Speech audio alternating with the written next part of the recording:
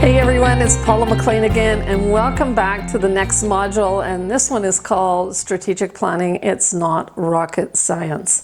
So strategic planning can be made to be extremely exotic in the whole sense that this is going to be really difficult, really expensive, really time consuming, involve, thousands of people. It's just going to be really hard. And I really want to debunk that myth. Strategic planning, if it's really kept to its core kind of minimalist perspective, can be very powerful, but none of those things have to apply. It doesn't have to be time consuming, expensive, or really, really difficult. So I'm going to give you a couple of options of ways to approach strategic planning. And in that process, I want you to be thinking while I'm talking, what's a good fit for us, because I'm going to give you two models, but you can choose kind of a middle ground between those models, and it's really important as we go through the lessons in this module that you start thinking about, yep, that'll work for us, yep, that'll work for us, nope, we don't want to do that. So there are pieces of this that quite literally can be customized to meet your organization's needs. It can be done quite simply, quite quickly, and it can cost you very, very little money, particularly if you have some talented people on your board or your staff who might give you a little facilitation, group facilitation kinds of support. So there's two ways of approaching strategic planning. The first one is what I call the full meal deal. It involves doing either an environmental scan or a SWOT analysis. I like SWOT analysis better than eScan. eScan really looks to the outside of the organization. SWOT analysis can look at both, depending on the stakeholders that you involve in it. But it's very common to hear the word environmental scan or eScan in context of a strategic planning process.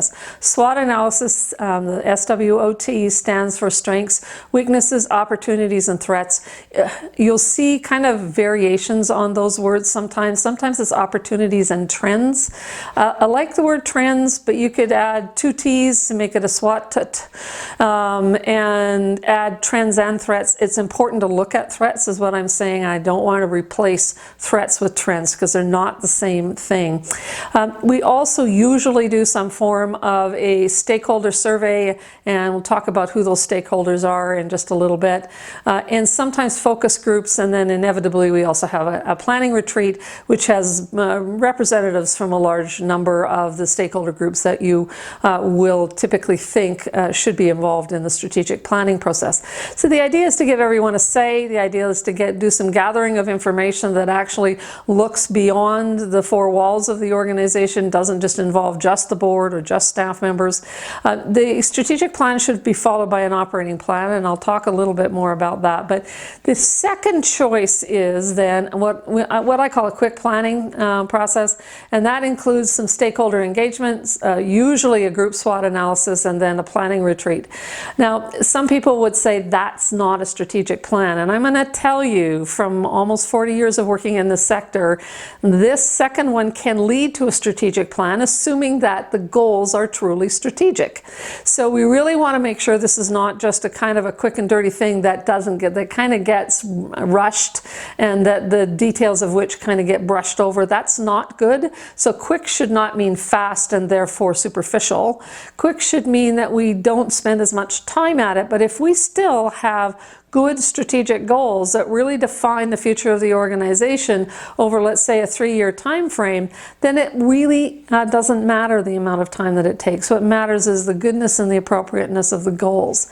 Now, how important is strategic planning? It's really one of the questions I'm often asked when I'm doing live training with boards and senior managers, and the answer is it's kind of important. It is supposed to be really important. It is considered to be best practice. Absolutely, we should be planning. But that said, I work with dozens of organizations every year that don't have a strategic plan, might have had one 10 years ago, don't know where they put it, and are extraordinarily future focused and very successful, have wonderful foundations to what they do, have strong boards, have incredibly good management teams.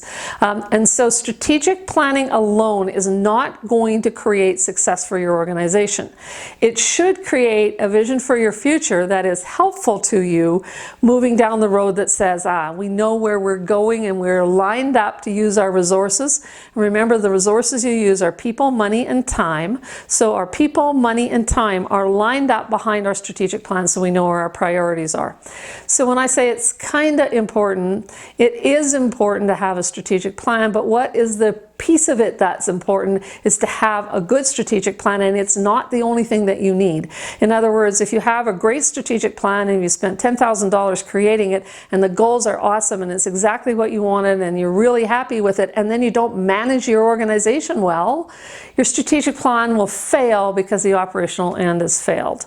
The same is true as if you have a great strategic plan, did all those things I just mentioned, and you have a weak board, the strategic plan will fail because the staff will be left for doing all the doing related to the strategic planning goals, as well as managing the organization. So just let's remind ourselves that there's a hierarchy of need, and we really need to make sure that we do have strategic plans, but a plan in itself will not guarantee organizational success.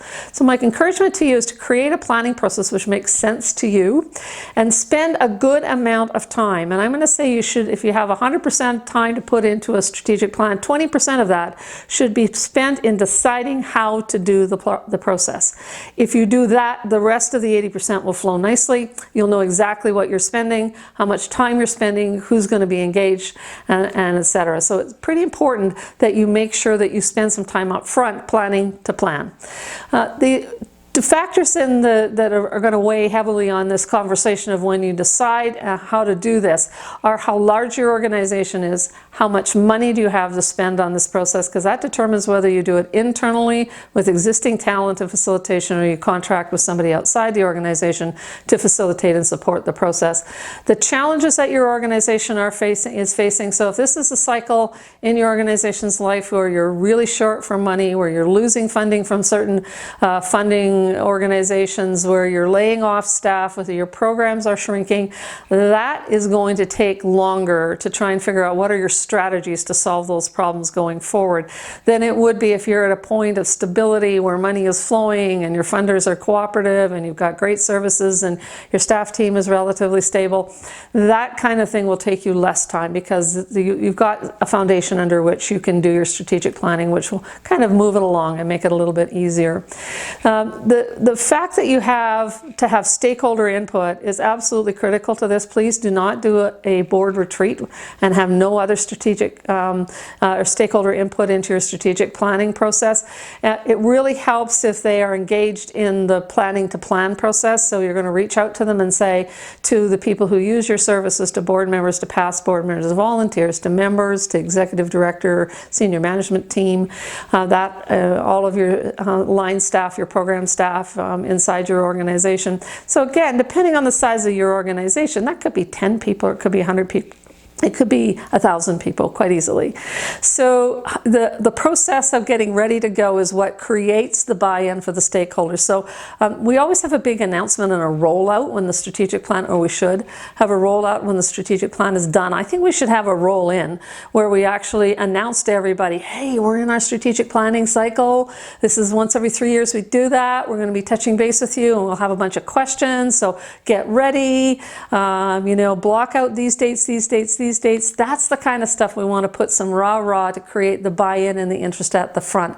There's nothing worse than having, sandwiches on the table and a Saturday morning meeting where everybody's supposed to be there to share their wonderful ideas and identify the challenges and the strengths and the threats, and then 5 people show up, right? So it's just really discouraging. So creating the rah-rah and the enthusiasm for the process at the front end is really important. And then the other part that will determine this is how urgent it is to get your plan completed. If you have time, don't, that old phrase of work expands to fill the time allotted is absolutely true. Don't take 6 months, take 3 months. Don't take 3 months, take 2 months if you can. Certainly don't take a whole year unless you're a huge national or international organization that needs tons and tons and tons of stages in the preparation. The logistics of it are really, really difficult. Chances are those organizations are not watching these videos, but they might be. And some of you might have had experience in really large organizations like that. So how you approach this really depends on those factors. So let's talk about SWOT analysis analysis and what it is and why we use it. So SWOT analysis is a way of examining the organization from different perspectives, from different stakeholders, unique points of view. And we also in the SWOT analysis want to gather some metrics, a fancy word for data or information, which is usually more numerical in fashion. So we want to look at it from perspectives of stakeholders as well as the information that we have. Sometimes that information is readily available to us and sometimes it's not. Sometimes we have to do some research or do some data gathering in order to be able to do that. And remind yourself, the more we go into doing research and data gathering, the longer it will take and the more expensive it gets in terms of people, money, and time, right? So it's simply something that we have to consider. How much is enough? How much information do we actually need for the planning process? I'm going to give you a suggestion from experience that the question you should ask is, if we do this, whatever it is that you're considering, if we do 3 surveys, right? And that's going to go out to 200 people. If we do that, what are we going to do with that information when it comes back? Because it speaks to the importance of the core of that. And if you can answer that question really quickly, like we'll do this, we'll do this, we'll do this, we'll do this, it'll be really helpful for that, then you're in good shape because you need that information for your plan. But if you kind of say, oh, this is kind of a nice to know, I'd be interested in, and you really don't know how it's going to help with your planning process, then my suggestion is scrap it and find a better way to get the stakeholders engaged and or to get that information that you need from them. So the SWOT analysis looks at all aspects of the organization, including its community reach, including its relationship with its partners, its funders, its donors, all of the things that are outside of the organization as well as inside. So this is not just an insular inside process. This is bigger than that. And those stakeholders will absolutely include people who you serve, the broader community, funders, partners, people that you are working with. Now, SWOT, first letter in the SWOT is strengths. So the things that your organization does well or excels at. Now, well is good. Excels at is a different answer. So you might excel at 5 things and you might do 15 things well. And so you can differentiate between those things, and you can ask questions in your surveys and focus groups about those 2 different things. What do we excel at? What are we known for? Where, if someone comes to us for this, what is that this? So it's like going into a restaurant and saying, first time I've ever been here, what are you known for? What should I order? That's the kind of thing you want to ask your focus groups and your stakeholders, is that what are we known for, right? When I come here, what am I looking for? What's the meal that I want to be served? What's the services I want to receive? Because we're known to have a reputation for that. And the other thing strengths may be based on is your actual hard data that describes people's experience. So this can be outcomes, benefits, results of whatever you do. And it can also be numbers, actual numbers that say these are the number of people that gave us a 4 out of 5 or better for the quality of the counseling services we provide, or the quality of their experience they had when they adopted a companion animal, or the quality of our communication when they're a member of our organization. So you can have real numbers, or you can have people's experiences that are quantified in some way that you do through your surveys. Then the W in SWOT stands for weaknesses. So now we get to go from strengths to the dark side. The dark side being things that the organization does not do so well, or that may need some improvement. Now the cool thing about this is, because you have like 5 or 6 different stakeholder groups, you then begin to think about from whose perspective. And don't argue that it's right or wrong. Perspective is right. It is what people feel or think or have experienced. And it's based in impressions in some cases. It's based in communication coming to and from the organization. Sometimes it's based in the experiences that they have actually receiving the services of the organization. So it's really important that we then begin the process of gathering those differing perspectives, because remember, SWOT is not an insular process. We're not just looking for pats pats on the back and verification. Although we want that, we also want to figure out where are our soft spots, where are the parts that we suck, where are the parts that we do okay but could do way better, where are the parts that we're newbies at and we just started and we're just finding our way. Those are all important pieces when we ask the question about weaknesses. The O in SWOT stands for opportunities, things that suggest future direction. So this is where we do a little more of that E-scan that I was talking about, because opportunities are both internal and external. So we should be asking our stakeholders, where could we grow? Where could we expand? Where could we offer new services? What are some of the social enterprises that might meet a community need? We begin that conversation saying, you know, if we did this, we would be building our foundation. Now, not all strategic plans should be all about growth. You can have a really strong and successful organization that doesn't grow, but it can't not change or evolve in some way. So your strategic plan for the future might not look at growth at all. It might look at enhancement, improvement of quality, strengthening communications, improving your funding base, not from the perspective of adding $100,000, but making things more secure, more diverse.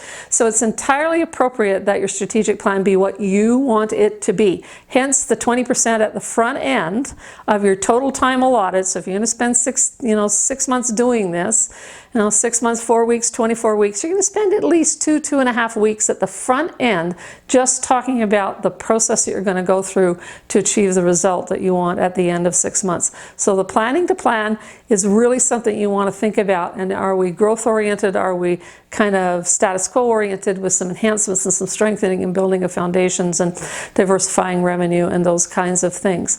So some of the things we want to look at here is not just the needs of the organization from the perspectives of the people inside it, but also the needs of the organization from the outside perspective. So what our staff and volunteers think are important, I wonder if that mirrors what the community wants and needs. And if the community wants and needs these things, a question that will be asked later in the planning process is that for us to provide? And some organizations say we can't be all things to all people. I'm okay with that. But some organizations say all people are, our community is all people. And so we're not going to restrict ourselves to just children and youth, for example. We're going to serve adults, and we're going to serve families, and we're going to serve seniors, and we're going to serve, right? So, womb to tomb is an option. And so it's really important we start thinking about community need and then just register that, be open to hearing it, and then later on make some decisions about, is that a good fit for where we want our organization to go? That's the S in strategic, is this a fit for where we want the organization to go? Is it strategically our direction that we want to support? And the last letter in SWOT is T for threats. And these are the things. They could be current, they could be potential future. When we talked about risk management, go back into that and say, what are the scary headlines that could happen? Where could we be vulnerable? Let me tell you, one of the biggest areas of vulnerability that we fail to address in strategic planning is the vulnerability of being single source funded or being entirely reliant on donations and having no public sources of funding.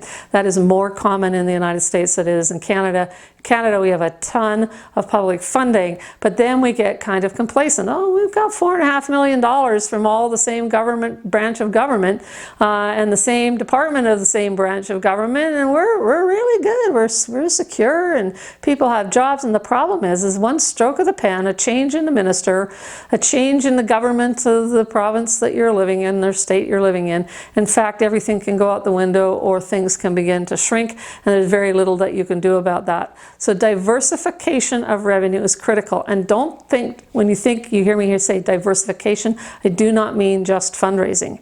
This is not about selling pasta out of the trunk of your kid's car outside the school. That's a famous, by the way, experience that I had years ago doing consulting work with a nonprofit daycare, and it looked like drug deals going down on the parking on the street outside, because all these parents were pulling up, and some nonprofit group was selling pasta, and everybody was flipping their trunks open, and money was changing hands, and boxes of pasta were going from one trunk to the other. It was hilarious. So we don't just want to do pasta sales or chocolate coated almond sales or other kind of special events things. They're wonderful. They build team spirit. They create good community reputation and educate the community about what we are. All of that's fine, but it's not the only way. More grant writing is not the only way. More grant writing equals more work and more vulnerability. Social enterprises have to figure into this. This is an absolutely area for me that I'm passionate about. We need to do more of it. They need to be better planned. We need to explore the depths of what's possible for social enterprise. And by social enterprise, for those of you that are not familiar, social enterprise is nonprofits that run for-profit businesses, sometimes with implications for their tax status, but they run for-profit businesses that generate unencumbered revenue for the organization. Just for reference, for those of you that want to do more reading, Jean Block on Show Me the Money, a wonderful book. She's US-based, and Richard Steckel, who has now passed away, but he wrote a wonderful book called Filthy Rich. So two really good books that are well worth the read, that will get your head wrapped around the idea of social enterprise.